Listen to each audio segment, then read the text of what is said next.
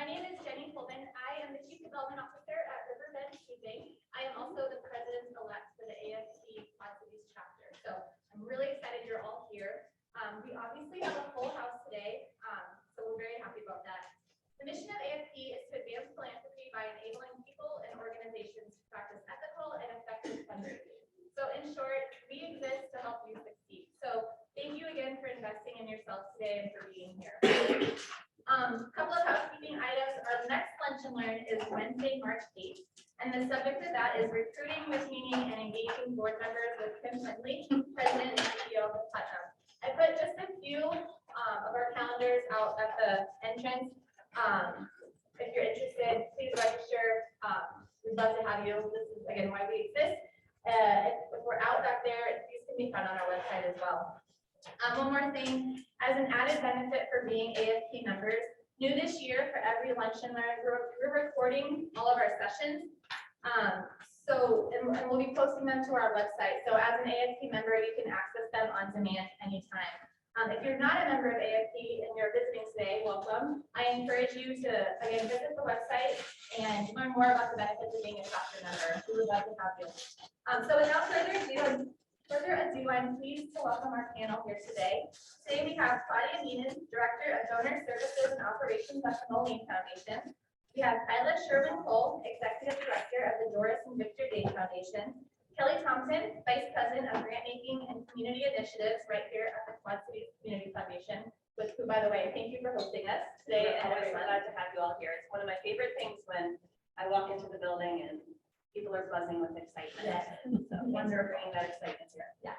Nat Mendenhall, President and CEO of the Regional Development Authority.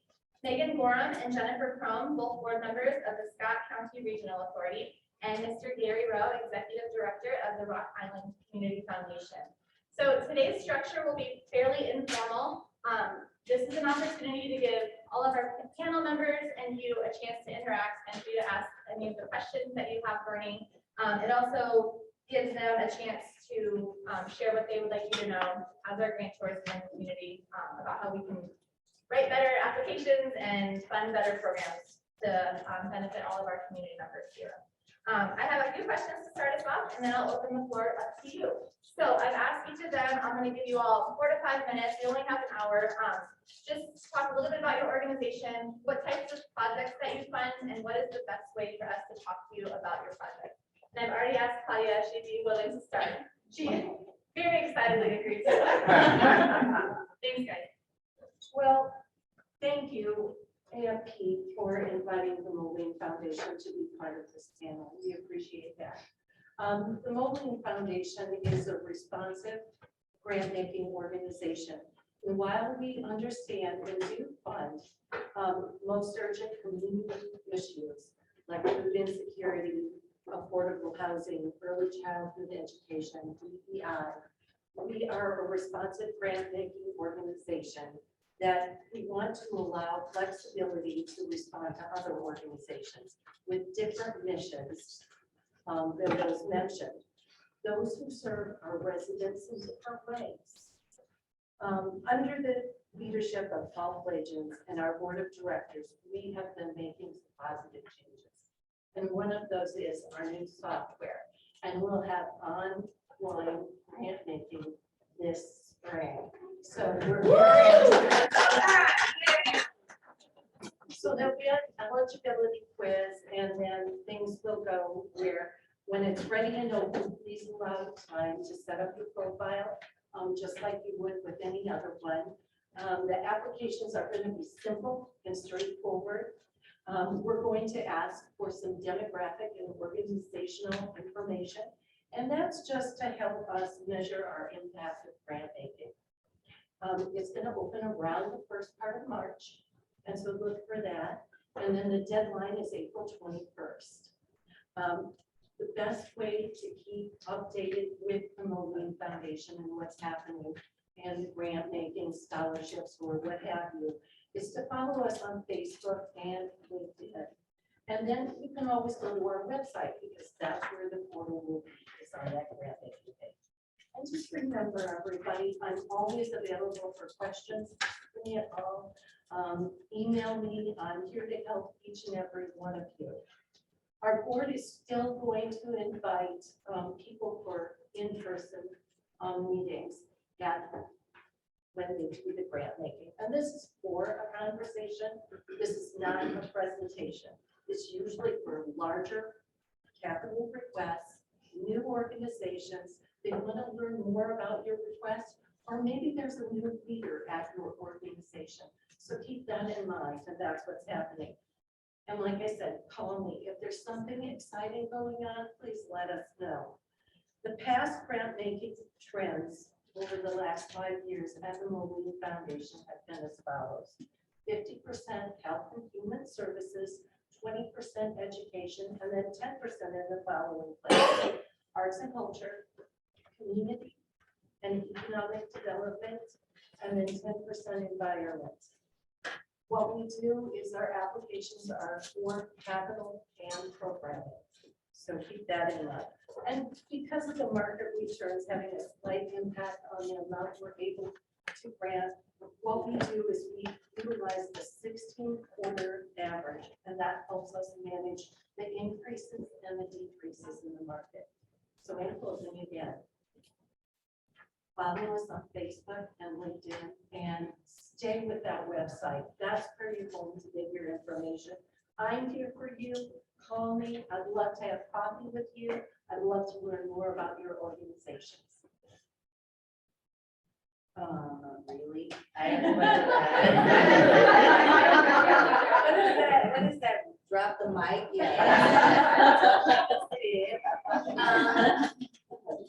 I love this, the Dorset Beach Day Foundation. It's really simple.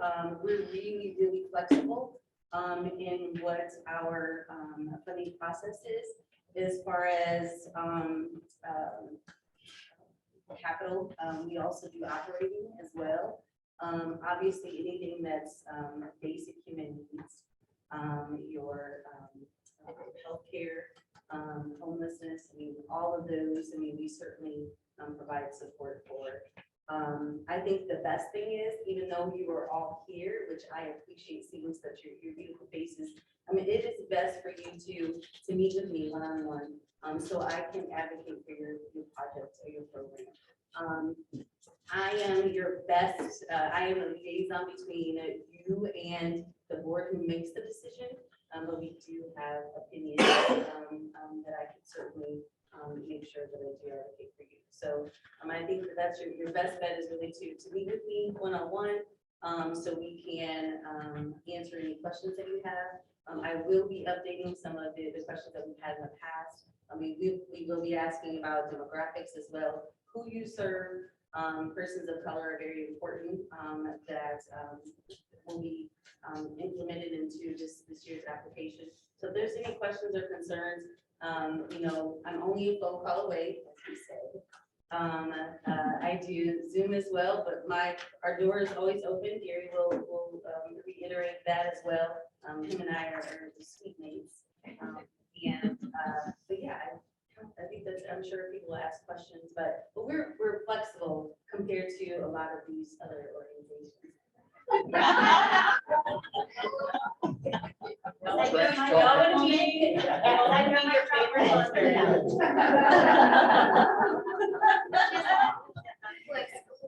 Well, hi, everyone. Again, I'm Kelly Thompson from the Quad Cities Community Foundation. I will share that the areas that we fund are really as many areas that exist in the types of focus that your organizations might have. We focus our funding on Rock Island and Scott County, so the greater Quad Cities area. But it's less about what we fund and more about how we fund. So we try to follow guidance from Grantmakers for Effective Organizations that says there are certain things that funders should do to support effectiveness in nonprofit organizations. And so that's about what we should do, not what we should impose on you. So two of those principles or two of those practices that shape our two major grant programs are flexible, reliable funding. Raise your hand if you think that that is something that nonprofit organizations need. All right. Okay. And so the way that we offer that through competitive grants is our operations and programs grants. That is, again, not restricted based on what kind of work you do. The only limitation really is the amount of dollars that we have to award each year. And those are available each summer. So I'm not going to go into all the details on these. They're extensively shared on our website. And will be updated, let's see, March 1, all this information will be updated with any tweaks for the new year. One of the other pieces that of support that funders are charged with offering to nonprofit organizations is support for capacity building. So not necessarily for your delivery of programs, but helping you do whatever it is you think you need to do to be better at delivering your programs, or to be better at running your organization, or to be better at your mission, whatever that may be. So we also have a grant program that offers support for capacity building projects. So that might be board governance training. That might be training for your staff so that you can offer something, a new or more effective program. It might be technology. It might be some other kind of consulting or facilitation, strategic planning. We did an evaluation over the last 10 years of this program. It's been running 10 years. And we put out some stories about that, so you may have seen it. But basically, we did identify that organizations on the whole that responded to our survey, even years later after this capacity building, found that they could point to program improvements, they could point to bottom line improvements of increased revenue and decreased expenses based on the projects that they did. So we see that as really effective. We're going to keep doing it. One thing, again, not so much about what we fund, but about how we fund, that runs through all the work of the Quad Cities Community Foundation is a focus on equity and inclusion. So you will see both a universal and a focused approach to that in our grant applications. We do focus some funds particularly on organizations or work that advances equity and inclusion. We also ask about that for everyone, right? We want to know who's leading your organization. We know that our sector, the philanthropic sector, disproportionately underfunds Black-led, Latino-led, and other BIPOC-led organizations. That's called philanthropic redlining. We want to be part of the solution and not part of the problem. So that's part of why we ask about that information. Another one of the practices that we are charged to do is not so much about money, it's about how we do everything, and that's strengthening relationships. So that goes right into your question about how do you reach out, find out if a project works. We think of this as something that's not arm's length, but hand in hand. Our role as an organization is to give you all, anyone applying for a grant, your best chance to make the best case that you can, and give the decision makers, board, committee, whoever that might be, the best information they have to make that decision. So we have a diverse panel of community volunteers that look at each of our grant applications, and Kaylee Trammell, for probably most of you, is a familiar name. Good, yes, and if not, make sure that she becomes a familiar name and a familiar face. Her cards are in the back. She runs directly both of those programs and is happy to talk with you about projects before you submit, take a look at a draft. If you give her some time before the deadline, try not to call her that day and say, can you look at this? We want to be there to strengthen that relationship. And just if I could take a moment to say, competitive grants are not the only thing that Community Foundation offers. That would be the case with the Mullen Foundation as well. Building endowment is a huge priority for us. If Jocelyn Rowe is not a familiar face, then you must be brand new. But it is a priority of ours to help nonprofits build endowment for the long-term support of your mission. There we go. Wow. Another mic drop. I know. I think what I hope you'll notice is there's a lot of common themes about how we approach and think about this. One background piece is that funders at this table really do work together in a lot of ways. Like when the pandemic happened, we reached out together, kind of making resources available. So this is a nice opportunity to hear from each other about how that goes. But what you'll hear from me is very similar in terms of our approach. So RDA, Regional Development Authority, used to be the casino on the river. It moved to the land-based facility. Iowa is the only state that does it this way with casinos. There are a license that has to be held between the casino and RDA. It's for SCRA as well. We'll talk about that. But Iowa then mandates that the license contract has a certain percentage of the revenue that comes into the casino that gets available for community development grants. So that's kind of an interesting thing that Iowa does that no other state does. So the resources that we have, through the gaming sector are really, instrumental in a lot of things. Now, a lot of people will say, gaming has some drawbacks as well, which is true. So you have to look at kind of what your balance is there, but there are some benefits that way. RDA started making grants in 1991. We're like at the $85 million mark, which is awesome. Now, SCRA will actually a lot higher than that, which is great.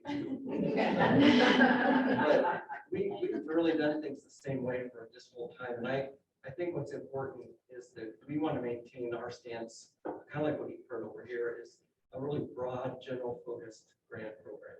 So there's a lot of things that can be applied for if it benefits the community, and if it's a 501c3, a school district, or a city department or government unit, you're a qualified advocate. So whatever you bring to that in your application qualifies in that sense. The board members then receive the applications. They score a certain number of those and rank those in terms of percentage, in terms of percentages there. And we just start looking at the high to low. And we do the best we can to spread the money down. Oftentimes it may be that a lower scoring application, what we've learned about, and my board is really good at learning about how these things really work. Because sometimes just because it's not a well-written grant doesn't mean that it's not important community work. So we're really trying to take a harder look at some of those things. And we've had some examples in the last 2 grant cycles that we're proud of to be able to look at that. So we fund pretty much anything that can come from a charitable stance. We are learning that we have an ability to leverage money into the community. So I'll give you an example. The city of Davenport asked for a $25,000 grant for a electric bus setup. So we were able to do that, and then they leveraged, like, I think there's a $4 million grant from the federal level into the community to do the rest of that work, but they have to have a local match. So we recognize that if there's a local match component, we feel like that's an opportunity for us to really make a bigger difference. Anytime you bring money in to the community, that's really good for the community for a lot of different reasons. So leverage is one thing. I think the other thing I'm learning, and you all are doing a lot of this, is that collaborative infrastructure. So things like Quad City Open Network, Quad City Housing Council, those are all things where they're working together as a sector instead of differently or separately. And we see that there's a lot of benefit to that for the whole community. So we like to see those kinds of things as well. And then the final thing that my board really talks a lot about is that grassroots effort that really gets people engaged. A lot of times, a $3,000 to $5,000 grant at that grassroots level makes a huge difference to get people engaged. So we'd like to see that as well. Some of you may have heard about a year and a half ago or so, we established a couple of priorities. And I want to be really clear, having priorities for us doesn't mean that's all we're going to fund. It really doesn't mean we're going to fund that more than anything else. It means that we start looking at our opportunities around those priorities to make a bigger difference. So I'll give you an example. Our first priority that the board selected was affordable housing. And so in the meantime, over this last year, I've done some recorded videos with people in the affordable housing sector, and then shared those videos recordings with other funders, just as a small, simple way to help increase awareness about some of those issues. So that's kind of when we have priorities, we're just looking at some of those other innovative ways that we might make it a little bit more. So I'm sharing that with you, that as you have those ideas about making a bigger difference in affordable housing, life skills, which is like parenting, like fiscal literacy, any of that stuff that can help people move along. Mental health and then childcare. So in those 4 areas, if you have innovative ideas that you think would really make a difference, bigger picture, and we're interested in talking, that doesn't necessarily mean that you'll get funded for that particularly, but we want to figure out other ways to help get recommendations. The last thing is on our website, when you go there, there's 3 icons that have 3 different guidelines. That helps you kind of understand our rules for the grants, our suggestions about what we've learned is good, not helpful, and then our actually scoring criteria in the board that they use. So you can see exactly how that works, how to be more transparent. Hi, I'm Megan Gorham, and we're here with Jennifer Chrome. We're both board members for the SCRA, and so we both live and work in the community and do not work directly for the SCRA. And as Matt mentioned, so the Scott County Regional Authority is affiliated with the Isle Casino in Bangor. Same structure though. We're taking a portion of the gaming revenue and distributing it to the community, specifically Scott County community. So our priority in giving is that a large percentage of the recipients of the organization of the grant funds are Scott County residents. We have 3 major funding areas: education, government, and nonprofit. The nonprofit section is very broad. 501c3 organization is primarily the qualification. And then again, that is Scott County residents are served by the organization. We are a little bit different. If you've applied to the SCRA, you might have realized that, but we do not do one-on-one meetings with applicants. We take a little bit different approach. We have 3 panels that review every single application that is submitted. 4 board members, 4 community grant readers that are participating each cycle on the grant applications.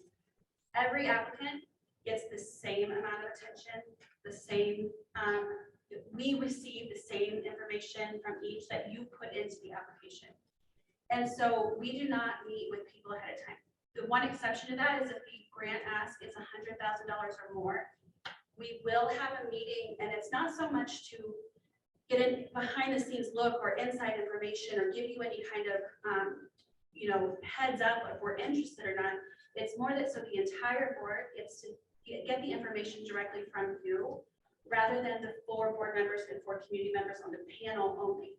Because the entire board is going to vote on that project, and if it's a big ask, we want the entire board to get the information firsthand from you. So if it's $100,000 or higher ask, we do have that, you can give a presentation to the full board.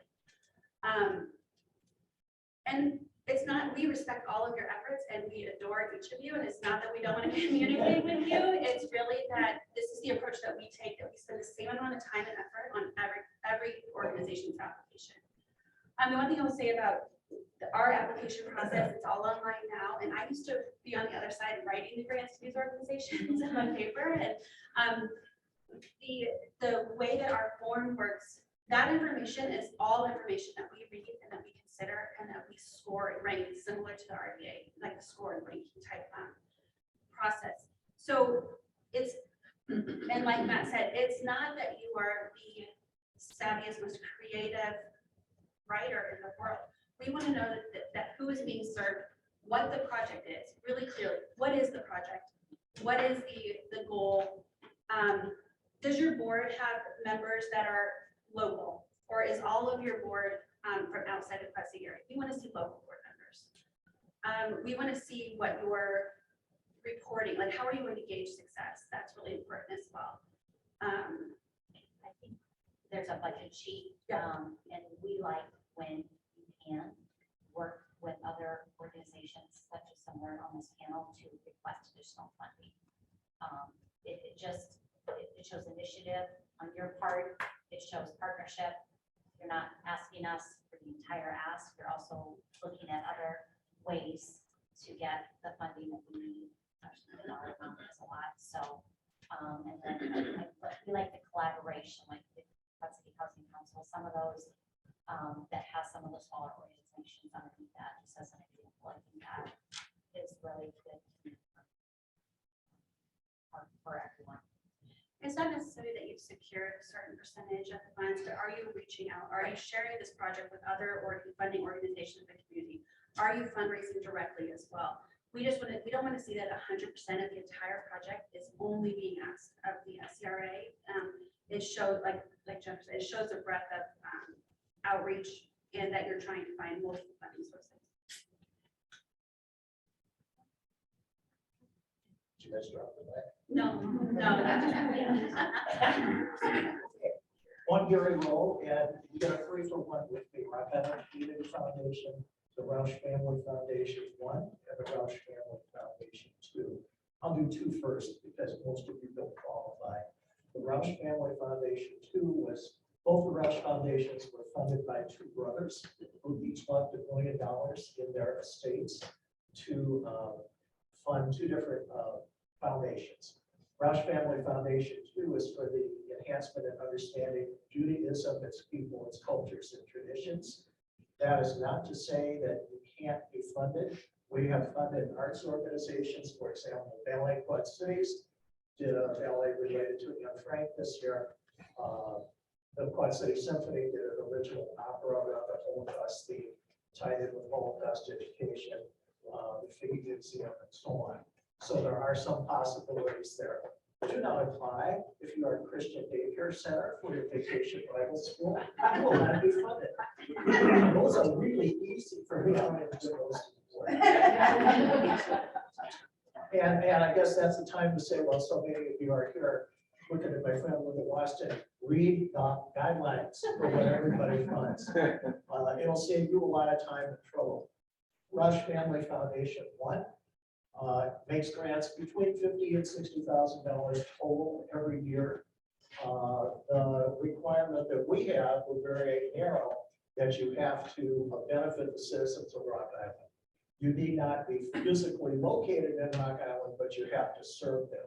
So for example, Quad City Symphony brings small groups, quartets or quintets into the Rock Island Wyland schools and performs for the kids. And for many of those students, that's the first classical music they've heard.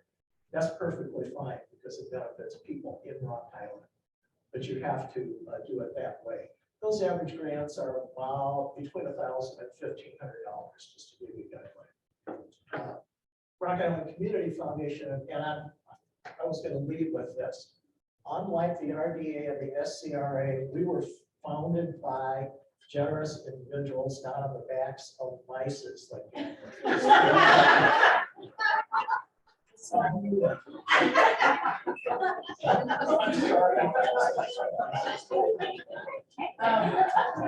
yeah, that's right. Jennifer, hey, they're doing it. Yes. So the Rock Island Community Foundation was founded in 1967. Rock Island was just finishing recovery from record floods in 1965. Floodwaters were all the way up to Second Avenue. Rock Island was a mess. And 8 community leaders got together in that January. And one thing the floods had thrown into relief was how many unmet needs there were in our community. These 8, and it was men at the time, reached in their pockets and all threw $20 in the pot. And since that, 56 years later, our assets are $4 million. Annual grants for Rock Island Community Foundation total about $100,000, depending on how the market is doing in our development. And the average grant's about $2,000. Again, you want to show how your services benefit the citizens of Rock Island. You can buy a piece of equipment for your program if you're located in Rock Island. For example, we bought kitchen equipment for the Nest Cafe last year, for one example. Riverbend Food Bank for its food pantries that serve people in Rock Island. So just let us know how that is. While we're in the neighborhood too, meet the deadline. We use the grant system from our friends at the Doris and Victor Day Foundation. You can access it through Rock Island Community Foundation's grant portal or through the Doris and Victor Day Foundation's grant portal, and you will find the Day Foundation, the Rock Island Community Foundation, Roush 1 and Roush 2. What else? submit by 11:45 PM on the due date. If you are later than that, the foundation, the system will shut you out. Every year, I have 3 or 4 people who call, "Well, I submitted at 12:30 the next day. Missed by a half an hour, missed by a year, guys. That's how it is. The system will shut you down. Also, make your grant application as complete as it can be. We're not very complicated, but we do ask like the board of directors list a 1-page financial statement. Include those because I like to have time to review them, and I will contact you. Best way to contact any of those 3 foundations, talk to me, love to meet with you. If you meet with Tyler and me, it's 4 for 1 or 3 for 1 usually. But we're happy to do that. And again, I was on the other side of the table a lot longer than I've been doing this, so I understand your work. I appreciate your work. Call us, talk to us. We're happy to do it. We'll work for coffee at our office. Well, thank you, everyone. So I'm gonna open the floor up to questions. I'm sure you all have lots of questions, but we did send an email out yesterday asking for any questions ahead of time. We did receive one question. Kelly, you already sort of responded to this, but I want to open it up to everyone else to answer too. So this is the question that was submitted. Many, if not most, DEI requirements, or at least the diversity requirements, are already covered by laws related to employment of the organization, as well as laws of protection or inclusion of those who are being served. However, these inclusions don't always seem to be deemed as enough in some grant applications when they are evaluated.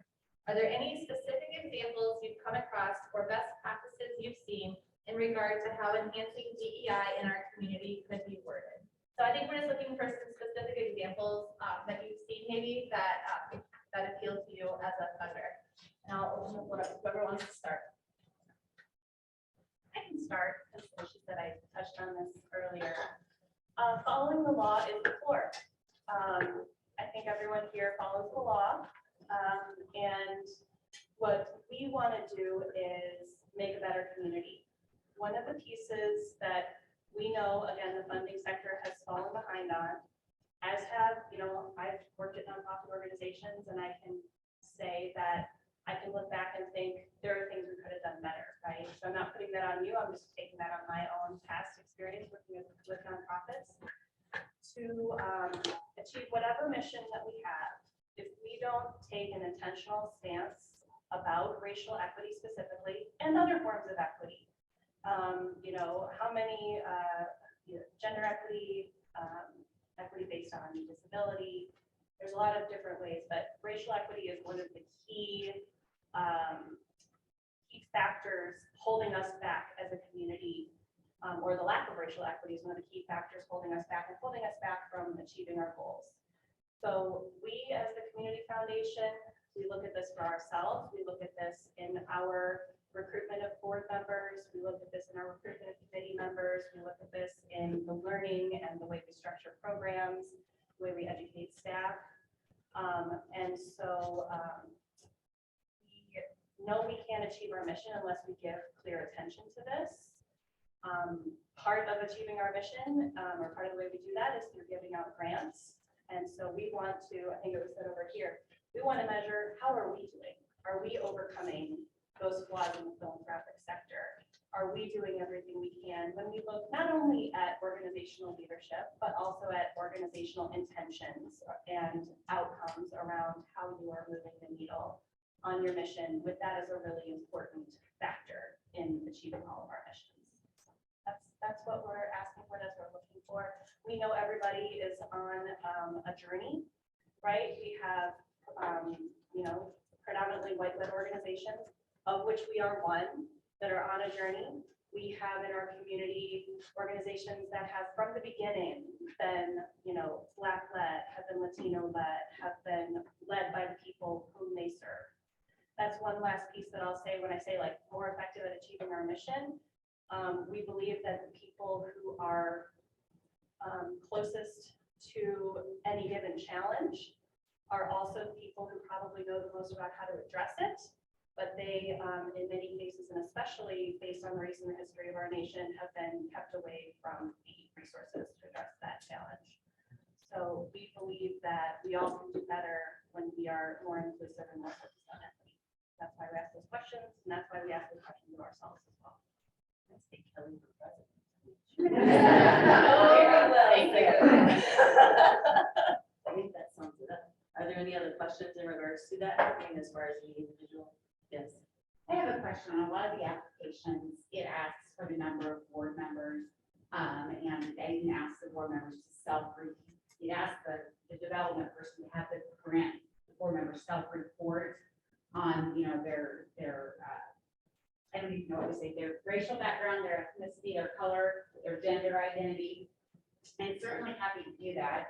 And, ours usually skews like 90% one way. And that's how it is. However, we have a very diverse staff. People of multiple backgrounds, and where in the application would you like to see that submitted, and do you take that into account?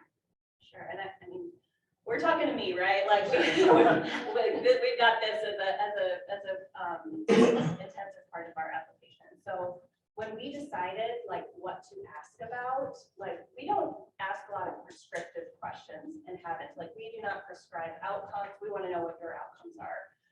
We don't, but we knew this was a really prescriptive set of questions to ask, right? Like, we are asking you to categorize it this way, ask it this way, still give folks the chance to self-identify or not to answer. That's very important, when you offer that to your board members. We understand not everybody may want to. We intentionally decided not to ask staff, not to ask executive director, because we didn't want to put an additional burden, right? We thought, like, what's the place where folks can probably, work their changes faster, because you're not going to, hopefully not change staff all the time, for those who are on that journey. That said, to reflect that in our application, there are some questions more narrative related to how are you advancing equity through the work of your organization, and that might be one of the places to share that. We just didn't want to put another set of prescriptive things. We knew we were asking a lot in the procedure of doing that, and we didn't want to ask another thing. I really didn't remember. Your It's okay. The only one. They all live. But in fairness to you, Kelly, you're not the only funder. Like, in asking questions, I think there are questions on the United Way application as well, right? And other organizations that may have the answer. So I think what maybe you shared with me is that understanding that we're all on a journey. So as we are developing our boards or our service, just communicate that. Is that right? Yeah, absolutely. Communication. Yeah. Right, I mean, that's the best way to get the message through, obviously. I might add just one thing. Kelly said it really, really well, so I hope you listen to this part of the recording. There's your part. Rewind, play That's again. right. But it would be understanding that there's research out there that very clearly shows that inequity is a big deal in terms of, like, when there's inequitable distribution of resources and income. You can see those communities map exactly, correlate very closely to the communities that have no problem. Warning more that equity is more than just like a fairness thing, yes, and that's important by itself. But equity is a very strong economic development driver. It's a health kind of systems driver. So equity is very important for a lot of reasons. I think we're all still learning at the very beginning of the journey about how that's going to take place. I would just add that as it's very important that we figure out how to do this together. A great place to look at the data on that, it's called the National Equity Atlas, and it actually has national data, but it also has data broken down specifically for the Quad Cities area. It's a really great resource for us, and we recommend you check that out, National Equity Atlas.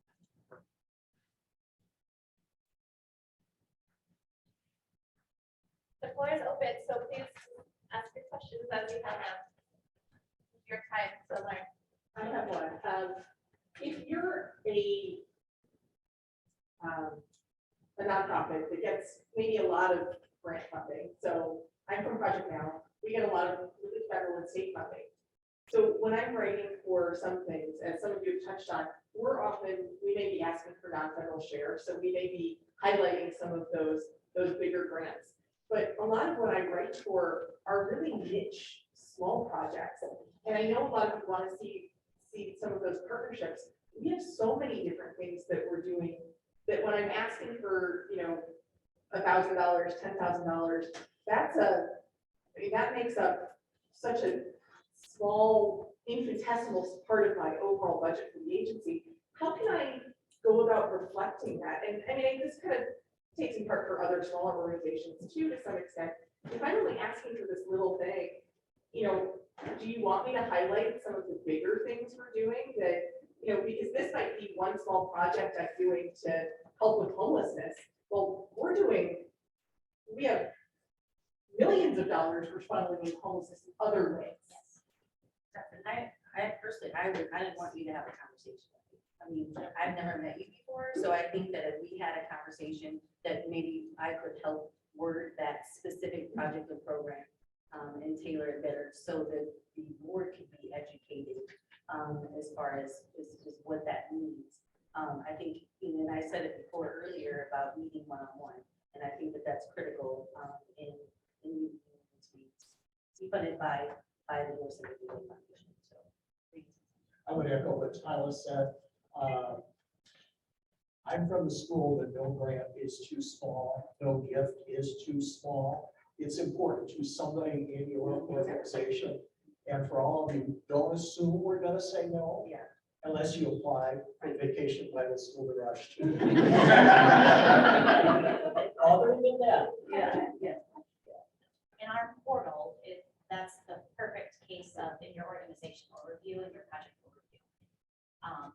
You guys apply for a lot of grants and there's a lot of copy and pasting, so I would guide you all to really look at who you're asking money for and write to us. I don't want you to submit the same grant to Matt in the same word, and we can tell sometimes, so just think about that, but that's where you have that opportunity. We read every section of your grant application, all of us do. And so if you take the time to highlight what you just said on your big picture, even though you're asking on a little part, but you give your big overview, it's gonna intrigue us, it's gonna want us to read more, and it's gonna really then highlight what you want to do. and to piggyback on what Jennifer said a little bit, cut and paste is a great thing, but remember to say who you're applying to. Because what we're asking the Moline Foundation, well, maybe I'll send it over to them. That's not us. That does happen. So I was just gonna say, I don't mind if you cut and paste, and here's why. The Quad Cities Community Foundation for our operations and programs grants, we're looking to fund your, not necessarily a project, but a program or your mission, right? So it is fine to come back the next year with the same general plan, update your outcomes, update, the work you've done, whatever. But I don't mind that because we know that for the amount we're able to give for those grants, we're not going to cover your whole program. Similarly, not about cut and paste, but about leverage or other dollars brought in for capacity building grants. We don't have any requirement that you put any other dollars in that. Maybe you'll need to because maybe our grant won't cover it, but we know those dollars are hard to get, so we don't require you to put other dollars into that project. We will ask you, what is the other groundwork you laid to do this project?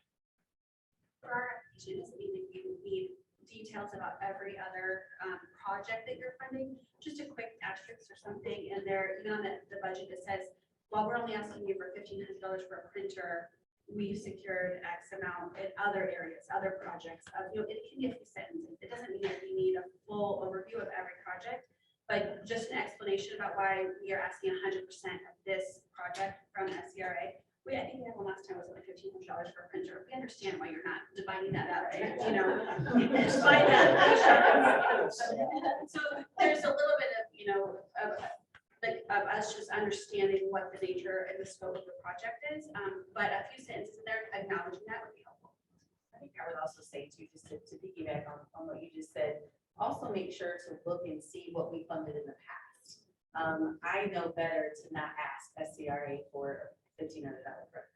So if you could look back, on the website, hopefully, I mean, I think we just uploaded ours this year, but, some of the things, we've done in the past, I mean, will kind of help as well, in addition to that conversation, so. Matt and Megan, you both talked about that word collaboration, not only on our end, but on your end. Megan, you made a mention of wanting to know what other funding sources. Would you recommend we get, if we're planning on applying for 2 or 3 different funding sources, get the principals together to talk to them, to have a plan and say, this is the part of the grant or part of the program that we think we're gonna ask you for, and get input from the grantors? Yeah, either from your end or what, if we know that from your application or your communication, we're talking to. We actually have, for the larger, if there's a larger request for each organization, we actually have a joint presentation to share that. And then I think pandemic might be another example. It's like we all got together and said, hey, this is bad. We need to work together, and we figured out how to do that. So that wasn't necessarily something you all did, but if there are other things that you're seeing in the community that maybe kind of rise to that occasion, those kinds of ideas as well. I'd like to add to that, that was an extraordinary event, and we did all work together, we could fund some grant initiatives to serve the whole region, and there was match money, $24 million that we had to match for, and a portion of that for our region, and we all talked to one another, and we did that successfully, so if there were something like, I'm not even gonna say a thing, 'cause it- but that was an extraordinary example, and it opened the door for us. We're not competitors, we're collaborators. Yeah, for us to do that. So I have a question about like startup nonprofits and your experience in supporting them. I've seen some startups that are pretty well resourced. And by that, I mean human resource, like they have a network, maybe an attorney that will help them with their articles of incorporation, an accountant, or maybe just some funding. And then others with some pretty good ideas that might not have that head start. If someone came to you with that idea, in what ways would you help someone launch a nonprofit if you were behind their vision and mission? Yeah, I could speak to that a little bit. That happens a lot in Rock Island Community Foundation's history. We've funded 227 different organizations. I just looked up the numbers before today. So happy to meet with people and talk about, you might go here, you might go there, don't waste your time going there. Here's what you can do. Great example, these 3 gentlemen are from Proud Brothers United in Rock Island. Just kicked off, and they're off to a great start, and they're doing it piece by piece. And I will say to all of you, it takes a lot of guts to do a good nonprofit in the year 2023, so that's off to you. But it is doable. Yeah, I don't know if anybody else, and that's an example where, they just, maybe sometimes it's a staff member that they need to fund, right? But that's usually not within the rules of most. It's not Grant necessarily, makers. right, we don't Yeah. necessarily do personnel, and history is a big component of our application process. However, we have, in the last couple of years, have funded new nonprofit organizations, and it's just, if you're showing that you're giving back to the community, going back to the community, even though you don't have that history to report to us, we have definitely funded. With the qualification, it's a 501c3 established, not pending. Or with the fiscal sponsor. My understanding is 501c3 is the threshold Yes. for our organizations. For the Quad Cities Community Foundation, I guess I'll start with, when someone calls out and wants to meet, and so I'll start there before a grant even happens. So I, or Sue, or Ann, or Kaylee, different, whoever kind of takes the call, is going to probably ask some of those questions that you identified of like, who are you talking to? What is the idea that you have? How does it fit within what we know about the network. And we're not here to say like, don't do that, but we are here to say, do you know so-and-so? How are you aligned with this? Because that might bring some of the resources that they're looking for in the first place.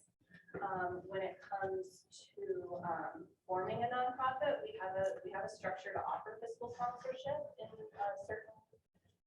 certain circumstances. So we can kind of help an organization have a place to receive dollars to achieve its mission while it is working on that 501c3. That's something that, we have offered to organizations over the years.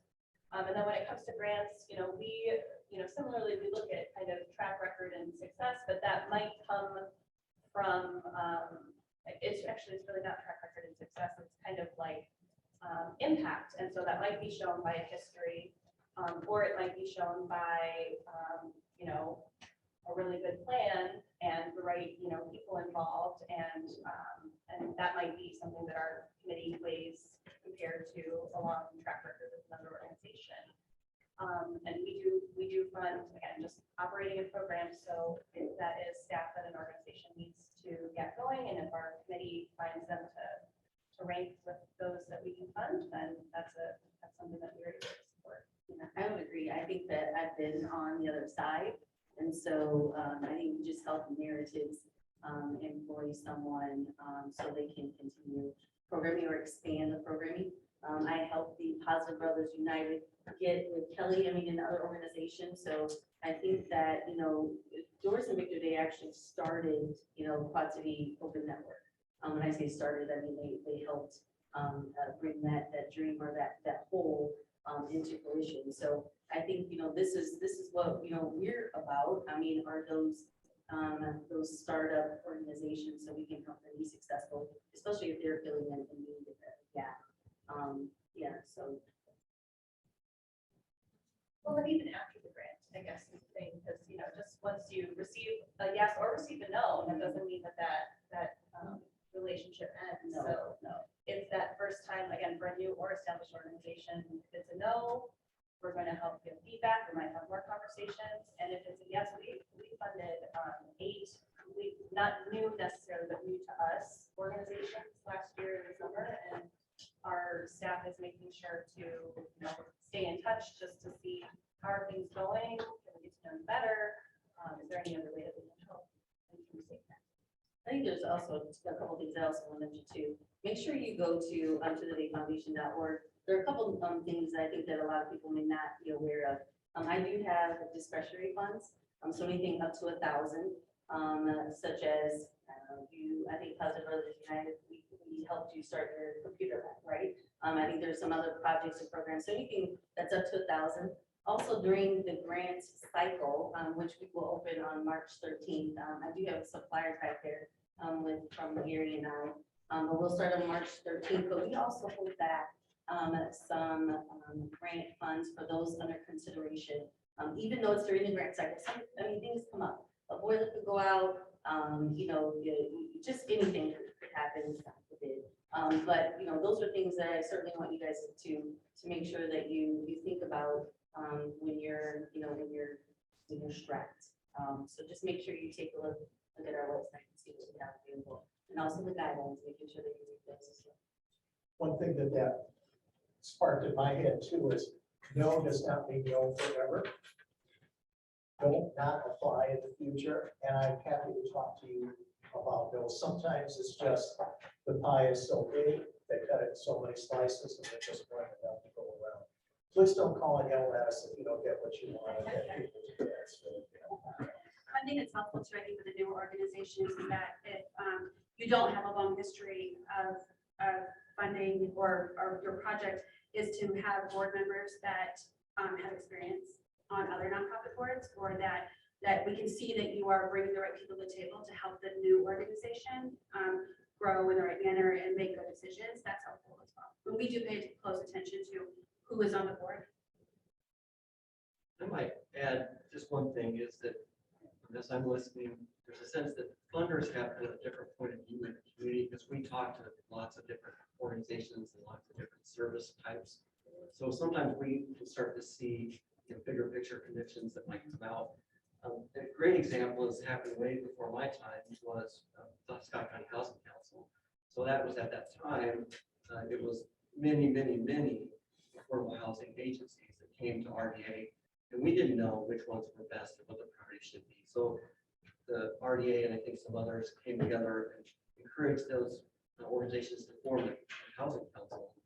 So then we're able to make one larger grant to the council. The council members prioritize, create, really enlist their own priorities within that sector. And then they also are able to leverage that one-to-one at least to the state housing trust fund. So we bring another, whatever that amount is, into the community. So I think what we're looking for sometimes is kind of a win-win-win kind of moment where it's like, are there opportunities in terms of a new effort and to do some of that bringing together, leveraging, connecting. And we're seeing it lately with food security. So many grants for food banks or for food. Oh, one other thing too, the three foundations I work for, the decisions are made by board members, not by me. I always tell you when I meet with you, I don't get a vote. But they do, and I have seen identical applications turned down by one foundation and funded by the other. So don't give up, don't take it personally, keep trying. But I've just been amazed at the differences between the organizations. We have about 5 more minutes left. Christina, did you have a question? I was just gonna ask how you access those discretionary funds, and then I had one other. Visit our website and it has the link on there. So you can just. And then it's very, and again, it's very simple. I mean, just a couple questions, and I do make those decisions, so be nice. My other question is, if you look at a large project, whether it's a project or even a capital campaign, what percentage are you generally looking for the nonprofit themselves to put into that project? Is there a general ballpark number? I don't think that the nonprofits would be penalized because you were proactive in securing funding from a lot of different granting organizations. I think it's more that the project is what, 50% or less the asks coming to the SCRA. I don't know that necessarily we're looking for a certain percentage from the organization itself. No, I mean, we look at your financials that you submit. And, if you got a lot in the bank and you're asking us for a lot, then you're not actively, I get a little kind of suspicious. But no, I mean, we don't have a bottom line percentage, and you have to take in. That 50% was just an example. There is no set percentage. Community Foundation, the one thing we're probably not a great resource for is capital campaigns. Just the scale of dollars that we have to give out isn't really going to offer a meaningful piece. The one piece that sometimes people do find a way into supporting your capital plans is taking perhaps, a technology piece. So, if you're building out a new place and you got to outfit it with tech, maybe you come for a capacity building grant, but you probably do that a little bit later in the process when you're closer to that part of outfitting it versus building it. It's not the building, it's the stuff. Sure, good points. All right, no, you answer. That's it, sorry. Yeah, building for like a feasibility study for your capital campaign. It may not pay for your whole feasibility study, it might only pay for half of your feasibility study. Thank you It so helps much. you. Good reminder. Yeah, so that's one of those pieces that might be planning, study, consulting to help you decide to go forward with that. Thanks. Come on up. Before we run out of time, and also maybe here, I wanted to remind you, read the guidelines, meet the deadline, and tell us about your program, but tell us what it's going to do. Stress the benefits and the outcomes. Tell us the features. But what difference does it make? And The then ones I work for will always say, yeah, this is great. Then what happens? So do that, please. And then also follow up and tell us how it did. Like, Yes, we need to absolutely. follow up. Well, and I would also say, before you even hit the submit button, you can certainly give me a call and I'll look over your application. If I've seen any red flags, I mean, we're certainly going to have a conversation. And even if you hit the submit button, and I see something, I'll certainly reach out to you, and have you clarify, and I'll fix it to where you can resubmit it. So, again, you know, I'm here for you and I want to make sure that all of you are successful and I've been in your shoes. And so I know how difficult it can be. I know that some of you run around with your heads cut off, you know, looking at individual donors, and trying to meet, but you know, I'm here for you. I've been there. So yeah, don't hesitate to reach out at any time. Without you, our jobs cannot be done. Without you, our work is frankly meaningless. So know that you, that we view you in the space of being incredibly valuable, knowledgeable, respected peers, and as a critical part and a critical partner in achieving the missions that we have been charged with. So thank you for being here today, and thank you for letting us partake in achieving the mission. Well said. Thank you.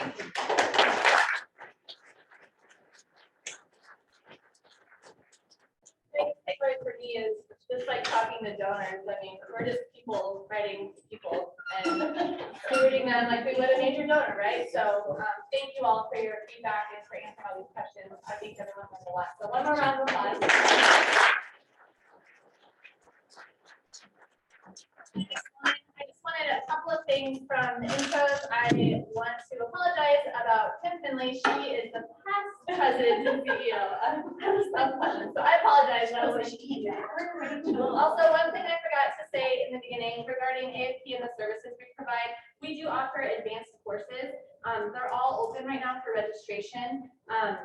These courses, they offer a deep dive on topics that help you raise funds for your organization's mission. You can, again, check out our website, subscribe to our newsletter to stay up to date on what we're offering. And again, I just want to thank you all very much for your time. I hope you have a great rest of your day. I do just want to say something. Mentoring, this is, yeah, that's the same thing, the mentoring. Okay, just cut that. Yep. I was gonna say, I did mention about the discretionary grants, and I'm not promoting anything, but I know that Linda Watson does have grant writing sessions. So I'm also open to funding those sessions as well, or any other development that you may need.